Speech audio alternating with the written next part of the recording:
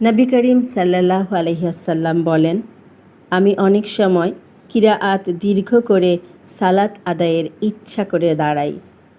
পরে শিশুর কান্না শুনে সালাত সংক্ষেপ করি, কারণ আমি পছন্দ করি না যে শিশুর মাকে কষ্টে ফেলি। বুখারী 670, আবু কাতাদা রাদিয়াল্লাহু আনহু।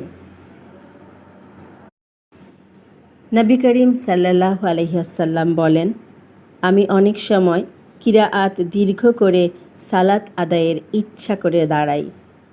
পরে শিশুর কান্না শুনে সালাত সংক্ষেপ করি, কারণ আমি পছন্দ করি না যে শিশুর মাকে কষ্টে ফেলি। বুখারী 670, আবু কাতাদা রাদিয়াল্লাহু আনহু।